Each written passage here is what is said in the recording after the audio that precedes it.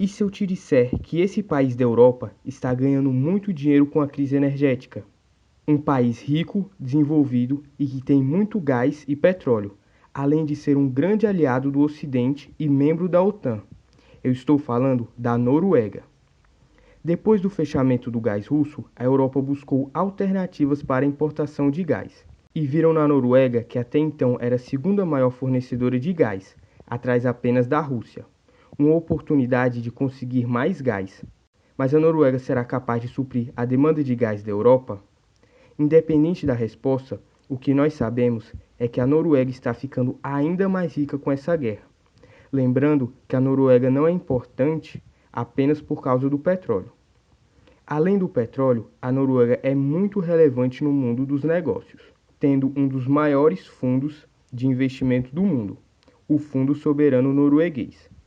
A lógica é usar grande parte do lucro obtido com a venda de combustíveis fósseis para investir em ativos ao redor do mundo, seja em dívida de países, imóveis ou até mesmo em ações das maiores empresas do mundo, como Apple e Amazon. Isso faz com que o país que tem apenas 5 milhões de habitantes seja um dos mais ricos do mundo. Os combustíveis fósseis representam entre 40% e 70% das exportações norueguesas, mas outros países ricos em recursos naturais tendem a ficar muito dependentes desses mesmos recursos, impossibilitando o desenvolvimento de outras áreas da economia, o que é denominado de maldição dos recursos naturais. Mas como a Noruega escapou disso? Na década de 1960, eles começaram as buscas por poços de petróleo. Tiveram que perfurar mais de 200 vezes até encontrar um campo de petróleo. Em 1972, a Noruega criou a Statoil, chamada hoje de Equinor. Na década de 2000, houve algumas mudanças. A empresa foi listada em bolsa e depois teve uma fusão com outra empresa. No momento, o Estado norueguês possui cerca de 68% da Equinor. Além dos dividendos que a empresa paga ao Estado, o governo norueguês cobra impostos elevados sobre os lucros da exploração de petróleo. Ou seja, a Noruega ganha bastante dinheiro com a exploração desses recursos. E o que eles fizeram com todo esse dinheiro?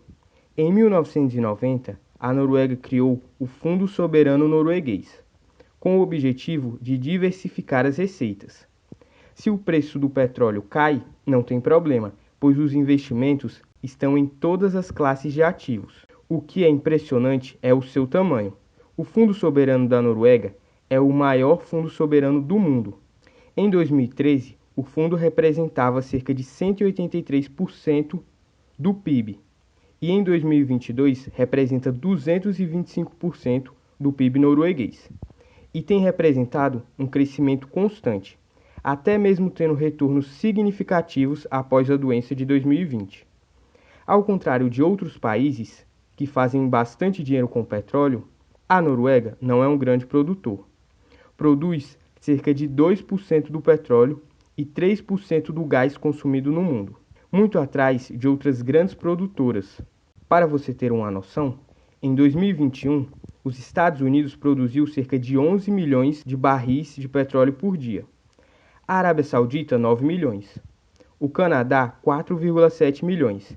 E o Iraque, 4 milhões. A Noruega produziu cerca de 1,7 milhões de barris por dia. A diferença é que a Noruega é um dos poucos países que investe na bolsa e diversifica seus ganhos. A maioria dos países traz dívidas para os seus cidadãos. No caso dos Estados Unidos, por exemplo, a dívida pública é de cerca de 90 mil dólares por cada cidadão americano. No caso do Brasil, chega a ser cerca de 6 mil por cada brasileiro. Já no caso da Noruega, toda a dívida poderia ser paga com o Fundo Soberano e ainda assim teria mais de 180 mil dólares investidos para cada norueguês. Em 2021, a Noruega ganhou cerca de 30 bilhões de dólares com a exploração de petróleo. Porém, o retorno médio do Fundo Soberano é de 5,8%. Em um ano comum, o Estado ganha mais que o dobro com o fundo do que com o petróleo.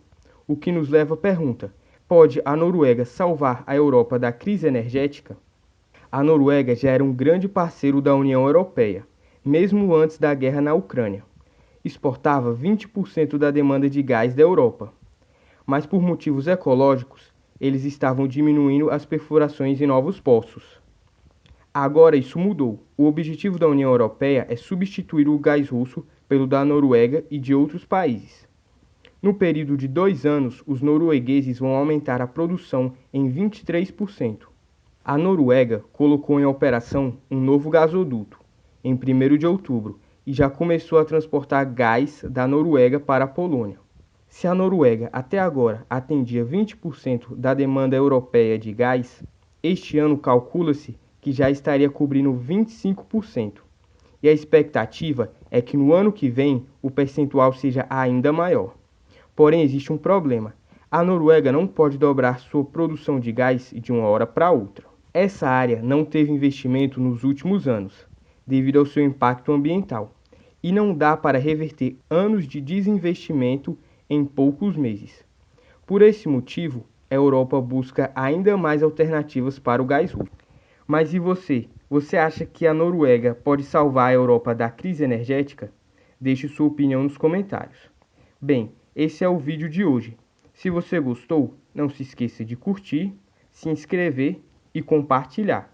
Não deixe de acompanhar também nossos outros vídeos e até a próxima!